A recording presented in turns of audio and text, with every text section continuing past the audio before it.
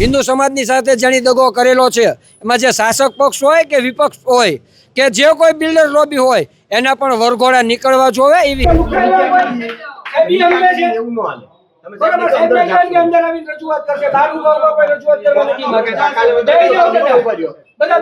હિન્દુઓના નામે રાજકારણ કરી અને મત મેળવતા નેતાઓના ગાલ પર તમાચો છે એટલા માટે કે ભાવનગરની અંદર અશાંત ધારા ભંગની અંદર ભ્રષ્ટાચાર થયો છે તે પ્રકારનો આક્ષેપ થયો તેને આજે એક અઠવાડિયું વીતી ગયું પરંતુ ભાવનગરમાં રાજકીય પક્ષના એક પણ નેતા કલેક્ટર કચેરી સુધી પહોંચ્યા નથી પરંતુ અમુક જે ભાવનગરના સાચા હિન્દુઓ છે કે જેને ભાવનગરમાં અશાંત ધારાના કાયદાની કંઈક પડી છે તે લોકો કલેક્ટર કચેરી ખાતે પહોંચ્યા છે। પહેલાં તમને અહીંના દ્રશ્યો બતાવવા માંગીશ કે અહીં રજૂઆત કરવા માટે આવ્યા છે જો ભાવનગરના જે એસડીએમ પ્રતિભા દહિયા છે અને તેમનો ડ્રાઈવર મોમીન કે જેમની ઉપર 14 લાખ રૂપિયાના ભ્રષ્ટાચારના આક્ષેપ સાથેના વિડીયો અને ઓડિયો વાયરલ થયા હતા પરંતુ આ બાબતે ભાવનગરમાં રાજકીય પક્ષના નેતાઓના મોઢા સિવાય ગયા છે અને અધિકારીઓ વિગત પણ આપી નથી રહ્યા તે પ્રકારની પરિસ્થિતિ થઈ છે પરંતુ આ હિન્દુ યુવા સંગઠન જે છે તે ભાવનગરના કલેક્ટરને રજૂઆત કરવા માટે પહોંચ્યું હતું પરંતુ કલેક્ટર દ્વારા પણ એવો પ્રયાસ કરાયો હતો કે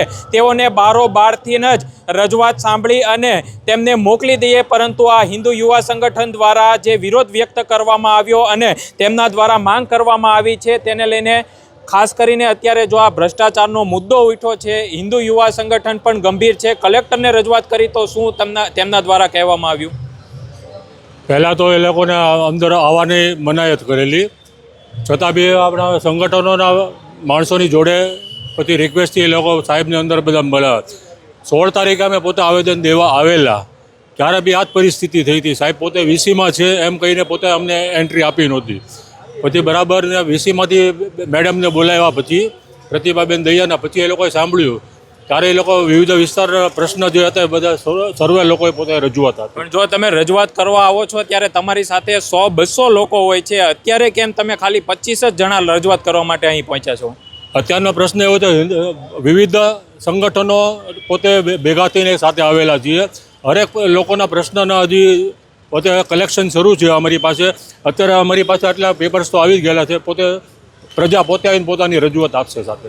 ઉદયભાઈ ખાસ કરીને 30 વર્ષ બાદ ભાવનગરની અંદર અશાંત ધારાનો અમલ થયો છે જો એટલું ગંભીર પ્રશ્નો હોવા છતાં 7 દિવસ થયા તેમ છતાં માત્ર અરજી ઉપર આ તપાસ ચાલી રહી છે કોણ કોણ ઇન્વોલ્વમેન્ટ હોઈ શકે અને આ હિન્દુ યુવા સંગઠન આ બાબતે કેટલું ગંભીર છે અને આવનારા દિવસોમાં જો ન્યાય નહીં મળે તો શું કરવાની અત્યારે તમારી રણનીતિ છે? હિન્દુ યુવા સંગઠન દ્વારા અને ભાવનગર જિલ્લાના અન્ય સંગઠનો પણ સાથે મળીને આ અશાંત ધારાને નિયંત્રણમાં લાવવા માટે અને એની ઉપર જે અશાંત ધારો મૂકવામાં આવ્યો છે એની ઉપર પ્રોપર કામ થઈ શકે ગેરનીતિ ના થાય અધિકારીઓ સાથે મળીને અત્યારે આ જે બનાવ બન્યો છે ઘટના બની છે એને ધ્યાનમાં લઈને અત્યારે સંગઠનના બધા જ લોકો અત્યારે કલેક્ટર ઓફિસે કલેક્ટર સાહેબને મળવા માટે અહીંયા આવ્યા છે। કલેક્ટર સાહેબે આની પહેલાં પણ એકવાર એવો બનાવ બન્યો હતો કે કલેક્ટર સાહેબે જ્યારે આવેદન આપવા માટે આવે છે ત્યારે કલેક્ટર સાહેબશ્રીએ એવું કીધેલું કે ભાઈ સાહેબ મિટિંગમાં છે આ છે પણ હર વખતે જો હિન્દુ યુવા સંગઠનના કોઈ પણ આવેદનો આપવામાં આવતા હોય અને જો આવી વાત થતી હોય તો આ યોગ્ય વાત નથી અને અમે શાસક પક્ષને પણ આની રજૂઆત કરવાના છીએ કે આની ઉપર પોતે પણ ધ્યાન આપીને આગળની કાર્યવાહી કરવા માટે અમને સાથ સહકાર આપે। પણ જો ઉદયભાઈ જે એસડીએમ ઉપર આરોપ લાગી રહ્યો હતો તેમના ડ્રાઈવર ઉપર આરોપ લાગી રહ્યો હતો તેમની હવે કેડર બદલી રાજસ્થાનમાં થઈ ગઈ છે જો એટલો ગંભીર આરોપ હોવા છતાં હજી પ્રશાસન ગંભીર નથી અને રાજકીય પક્ષના નેતાઓ એક પણ લાઈન બોલવા માટે આમાં તૈયાર નથી કે અહીં રજૂઆત કરવા માટે પણ આવવા તૈયાર નથી।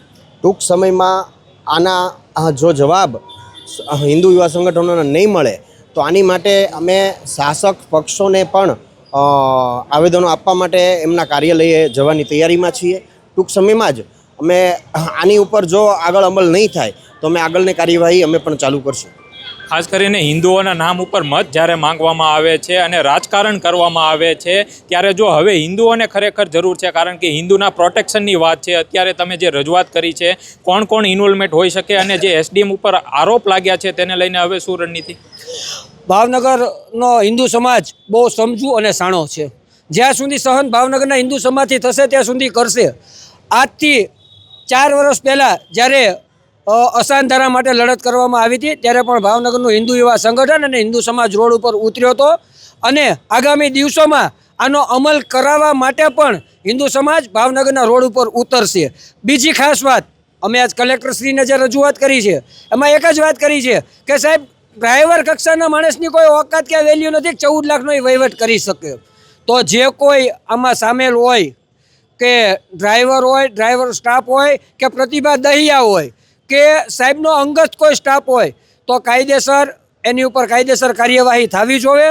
અને જેમ હર્ષભાઈ સંઘવી કહે છે કાયદામાં રહેશો તો ફાયદામાં રહેશો, તો આમાં પણ ખુલ્લા પાડી અને આવા જે હિન્દુ સમાજની સાથે જેની દગો કરેલો છે એમાં જે શાસક પક્ષ હોય કે વિપક્ષ હોય કે જે કોઈ બિલ્ડર લોબી હોય એના પણ વરઘોડા નીકળવા જોવે એવી હિન્દુ યુવા સંગઠન અને ભાવનગરની હિન્દુ પ્રજાની લાગણી અને માંગણી છે. જો અસાનધારો નહોતો ત્યારે તમારી સાથે અનેક ભાજપના મોટા નેતા દેખાતા હતા, તો હવે ક્યાં એક પણ નેતા કેમ નથી દેખાતો ને કેમ નથી વાત કરતો? જો ભાઈ, આ આખી વસ્તુ એવી છે કે શાસક પક્ષ હોય કે વિપક્ષ હોય, દરેક જગ્યાએ આમાં ભાગીદારો હોય છે. ઇફતાર પાર્ટીમાં જમવા જવાવાળા પણ હોય છે અને બેન બનેવીના સંબંધો પણ ઘણાને સાચવવા હોય છે. એટલે હિન્દુ પ્રજા સાથે દ્રોહ કરે છે. આ મારું ચોખ્ખું ને સ્પષ્ટ કહેવું છે. અચ્છા, ખાસ કરીને ભાજપમાં હમણાં આંતરિક વોર શરૂ થયો છે મેસેજનો, જેમાં એકબીજા ઉપર આક્ષેપ રાખી રહ્યા છે. જો ભાજપના ટોચ લેવલના નેતાઓ છે તે આ બાબતે કશું બોલવા તૈયાર નથી અને જણાવવા પણ તૈયાર નથી, તો આમાં એવું પણ બની શકે કે રાજકીય પક્ષના કોઈ મોટા નેતાનું ઇન્વોલ્વમેન્ટ હોઈ શકે? રાજકારણમાં હિન્દુ સંગઠન છે એ નહીં પડે કે એની ઉપર આક્ષેપ પ્રતિ આક્ષેપ અમે કોઈ નહીં કરીએ, પણ અમારી એટલી જ માંગણી છે કે જે કોઈ, કેમ કે આપ મીડિયા પણ જાણો છો કે ભાવનગરની અંદર જેટલા બિલ્ડરો છે એ રાજકીય કાટસાટ ધરાવતા હોય છે. બાહુબલીઓના દમ ઉપર, જીએસટીના પૈસા ઉપર જે મિલકતો ખરી નાના માણસોને હેરાન કરી અને કબજા લેવાની અને દેવાની આ લોકોની આખી સિસ્ટમ છે. એટલે આમાં રાજકારણ પણ પૂરેપૂરું સંડોવાયેલું છે. એટલે તમે જે અપેક્ષા રાખો છો, અમે પણ એવી અપેક્ષા રાખવી છે કે આવા તત્વો ખુલ્લા પડે. પણ આ જય શ્રી રામ જ બોલવાનું રહે, આમાં આગળ કોઈ આમાં કંઈ નહીં વધી શકે. જો જય શ્રી રામના નારા લાગતા હોય છે, અત્યારે અસાનધારાના એક ખુલ્લેઆમ વેચાઈ રહ્યો છે જેનો વિડીયો પણ સામે આવ્યો છે. એક અઠવાડિયું વીતી ગયું, હજી સુધી અમે તો કોઈ કાર્યવાહી નથી જોતા. હિન્દુ યુવા સંગઠનમાં શું કાર્યવાહી જોઈ રહ્યું છે કે થશે? હિન્દુ યુવા સંગઠનમાં કાર્યવાહી તો અમે પણ જોઈ કે કોઈ કાર્યવાહી થઈ નથી, પણ અમે આજ એસડીએમ સાહેબને, કલેક્ટર સાહેબને કહીને આવ્યા છે, જો અઠવાડિયામાં કોઈ કાર્યવાહી નહીં થાય તો અહીંયા ઉગ્ર આંદોલન કરવામાં આવશે. કલેક્ટર કચેરીની નીચે રામધૂન કરવામાં આવશે અને જ્યાં સુધી આનો નિવાડો નહીં આવે ત્યાં સુધી ઉગ્ર આંદોલન ચાલુ રહેશે તેવું કલેક્ટર સાહેબને કહીને આવ્યા છે. તમને લાગે છે કે જો કલેક્ટર સાહેબને કહેવાથી તમારી માંગ સંતોષાશે અને તમારી જે માંગ છે તેમાં તપાસ થશે તેવું તમને લાગે છે? થોડું ઘણું તો લાગે છે, પણ ટ્રાય કરીએ, 8 દિવસ વેઇટિંગ કરીએ. 8 દિવસમાં જો ન થાય તો ઉગ્ર આંદોલન કરવાનું. જે અસાન ધારા લાવવા માટે આંદોલન કરવામાં આવ્યું હતું એ અસાન ધારાની અમલવારી નહીં થાય તો એ જ આંદોલન કરવામાં આવશે.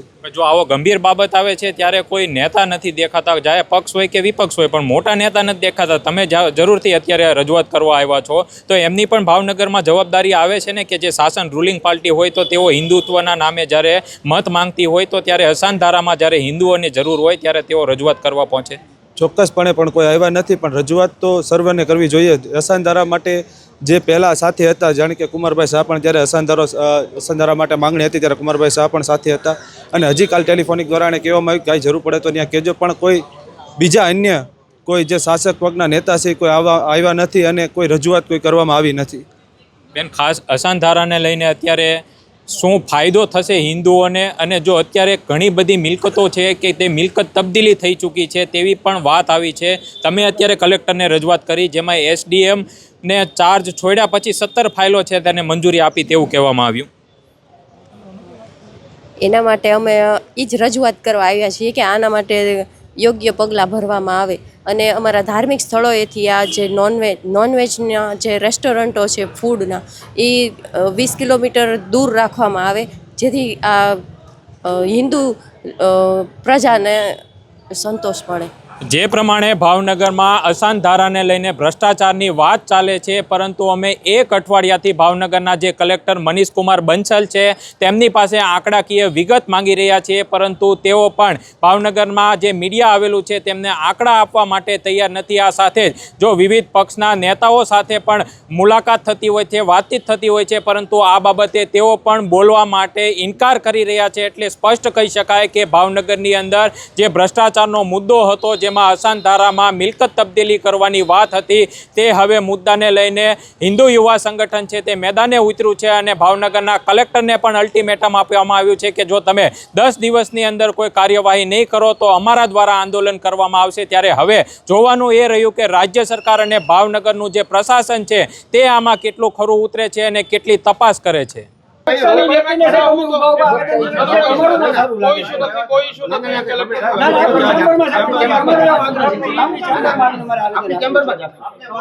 लेकिन आपको 10 मिनट रजूआत करो, 15 मिनट मैं यहाँ पे खड़ा हूँ, कोई दिक्कत नहीं है। आपको ऑफिस में क्या दिक्कत है? लेकिन आप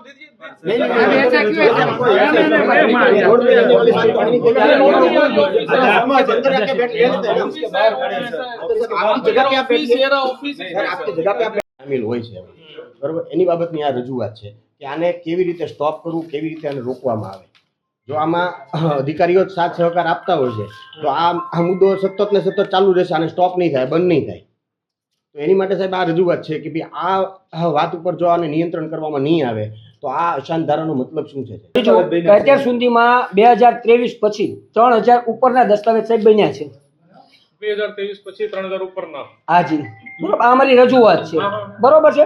જે અશાંત ધારા પછીના જે દસ્તાવેજ સાહેબ બન્યા છે એ 3000 ફાઇલની આમાં ચોક્કસપણે તપાસ થવી જોઈએ. બીજું, એક નાનો હંગામી ધોરણે રાખેલો ડ્રાઈવર સાહેબ 14 લાખનો વહીવટ ન કરી શકે, એટલે એની અંદર તમારા સ્ટાફમાંથી પણ જે કોઈ છાવરતા હોય, જેના કોઈના ભાગ પડ્યા હોય, જે રાજકીય અધિકારીઓના આમાં નામ આવતા હોય, એમાં કેસ કરી અને એ બધાની ઉપર કાયદેસર સાહેબ કાર્યવાહી કરવાની અમારી માંગણી છે. બીજું કે આપની ઓફિસ તરફથી ડ્રાઈવરને ખાલી છૂટો કરી દેવામાં આવ્યો છે. છૂટો કરી સાહેબ શું ભાવનગરની હિન્દુ પ્રજા રાહ જોવે છે કે આમાં પરિણામ શું આવ્યું? તો સાહેબ જેટલા લાંચ દેવાવાળા છે, લાંચ લેવાવાળા છે, એને છાવરવાવાળા છે, દરેક વ્યક્તિ ઉપર કાયદેસર કાર્યવાહી સાહેબ થવી જોઈએ, એવી અમારી લાગણી અને માંગણી છે સાહેબ. નકર ભાવનગરની હિન્દુ પ્રજા સાહેબ રોડ ઉપર આવશે તો કોઈ અધિકારીને સાહેબ ઓફિસમાં બેસવા નહીં દે.